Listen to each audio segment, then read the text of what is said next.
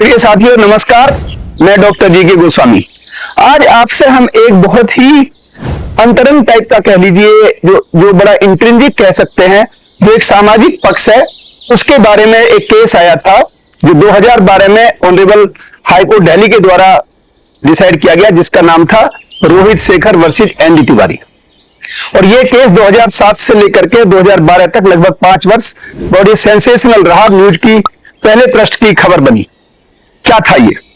इसमें एक लड़का जिसका नाम रोहित शेखर था, उसने पिटीशन करता है वो कि मेरा डीएनए कराया जाए, जिससे यह स्थापित हो सके कि जो एनडी तिवारी जो एक पॉलिटिकल लीडर थे, जो उत्तर प्रदेश के 3 बार मुख्यमंत्री भी रहे, भारत सरकार के वित्त मंत्री रहे, बड़े पॉपुलर नाम था, कहा कि ये मेरे बायोलॉजिकल पिता हैं।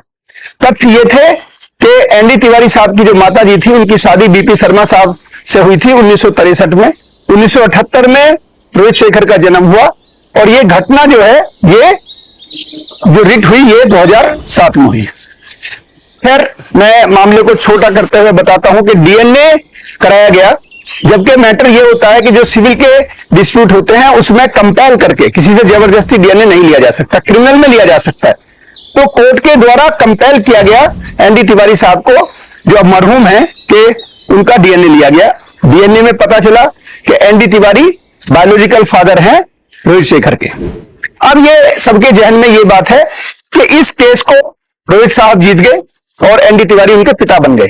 लेकिन तथ्य ये है साथियों कि अगर हम सेक्शन 112 जो भारतीय साक्ष्य अधिनियम 1872 की है, जिसकी करस्पॉन्डिंग सेक्शन 109 भारतीय साक्ष्य अधिनियम 2023 की, दोनों लगभग एक जैसी है, उनमें यह लिखा हुआ है कि कौन पिता होगा किसी भी व्यक्ति का या किसी भी लड़के बच्चे का। वो व्यक्ति पिता होगा जिसके साथ उसकी माता का विधिक रूप से विवाह हुआ हो, जिस समय बच्चा पैदा हुआ। पैदा के समय माता और पिता के बीच में लीगल मैरिज होनी चाहिए, या 280 दिन के अंदर डिवोर्स से वो बच्चा पैदा हो।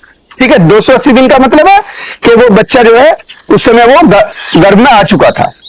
इस मामले में आपको जानकारी होगी कि 1963 के अंदर जो माता थी इनकी रोहित की, उनकी शादी हुई थी बीपी शर्मा साहब से और उनका तलाक 2006 में हुआ था और इसका जन्म लड़के का 1978 में हुआ था। तो इस प्रकार से अगर हम देखें तो इस लड़के को लीगल रूप से एनडी तिवारी पिता के रूप में स्थापित नहीं हो सके, जबकि सबको यह लगता है कि वो उसके पिता के रूप में कानून की दृष्टि में हो गए। तो और डिटेल में जाने के लिए हमसे जुड़े रहिए। बहुत बहुत नमस्कार, धन्यवाद, जय हिंद।